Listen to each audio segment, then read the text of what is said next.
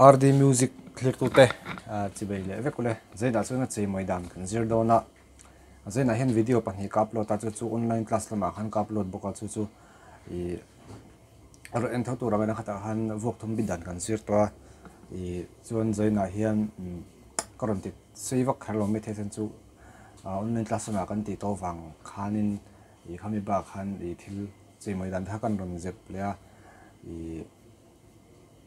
chumi mai in la like lo ni chuan lo like pula lo subscribe in lo comment pula kha kan lom khopanga zona le chana te pokha ati theveka I kha I in lo ngai peimo don bokoni chuanin weekends Saturday lesson day hian ka live thina kha in endu chuan in lo enver thin nga zandar ko la dar somin kara khan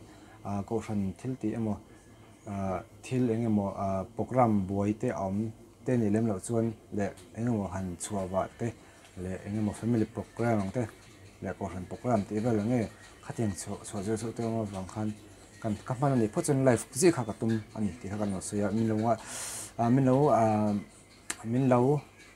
thil thau thin nga hei I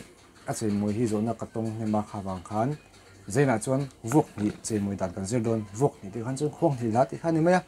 khong hi la ti ba kha chu han sui dan vak kham chung lo ta kha chu zo khot ti te pok kan zir hau to antenan zo bit ting te pon asul na am lo to rangai la en po chu ni se a chei nan technique pakhat kan zir ron zen in hin chu blues scale de hlep ani do na ti blues 2 te pon yang chu mizo labit dan ani rolin han ti blues ve do zoi te kha moi ve a kha wang khan mizo rilrum si blues ti khan chu te va blues pon ni chu no blues rong kai de type de wang chi po khan kan hmang don ta ni chumi man enge blues chu kan ti chuan ti blues 2 chu enge ti blues 2 chu niang kan chu hemi hin ta ni antiran kha doren fasola te don ta hemi te khan hemi half note ke khan an ti blues ver thing ta khami kha kan hmang tang kai don ti nan do ber me chu chuan vok di te mera vok li tin adik ma zonga khong di ni ma se vok li teng khan suilang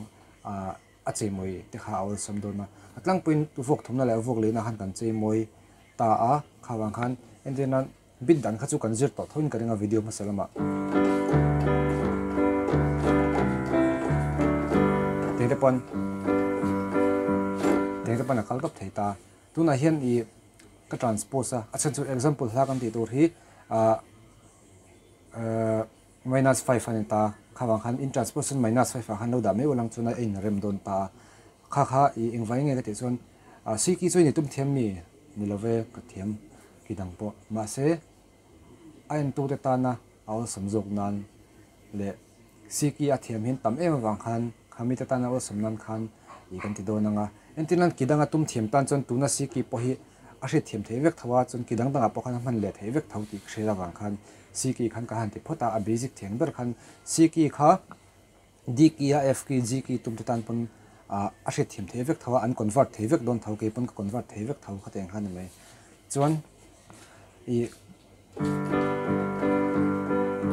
1 2 3 4 1 2 3 4 1 2 3 4 1 2 3 4 lanta 3 le 4 a khan kan chei don ta ni a chei moi vok thumna le vok na 1 2 3 khata ta khan 1 antiran tu na chei moi dang ka ti hi example la karon soi takna chu khong ni la chon thei de vak to ra ka ngai si kia 1 2 3 mong chai kan teng sola do la so ri re do hey lo ta se finger kha 1 2 3 4 5 sola do la so alet le chon ku jung pin ri chon hi kan tra nang ku jung pi le ro ta wa tum chatang chon vok thamna 1 2 3 kha in ka thiam don em 1 2 3 an ta ma se khata khan hi lo chol chal chal loin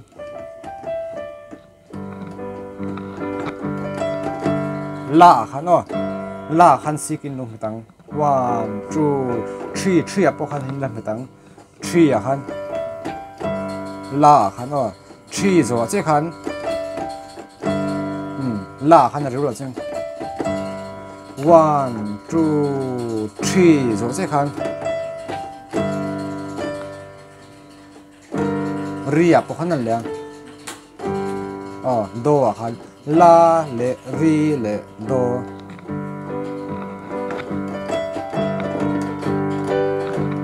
khá bit ngay kal le ngalang chun example la hi copyright am lo tura ngai la ka sak khan chon khami ka bit ten khan ka ti boy pal ha ka hlau sia i khawang khan youtube pa bong kon pastor bel na khoi tu pathe an ti hi kan play nga chumi i mil chuan kan chei me nga kha i har sat nam lo tura ngai ila copyright claim lo point apoi lo tura ngai la kha donation nang tapona ti thaya online class te po ti thaya kha chu monetize kha chu chung kan hu ve tu khane kan lo monetize thelo ni point kha chu support tu te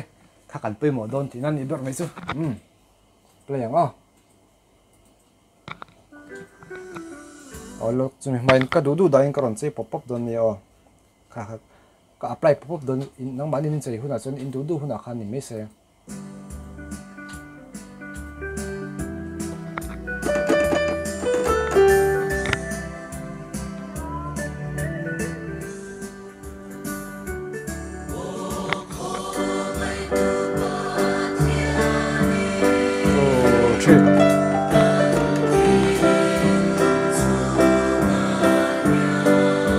ka apply pop up don ni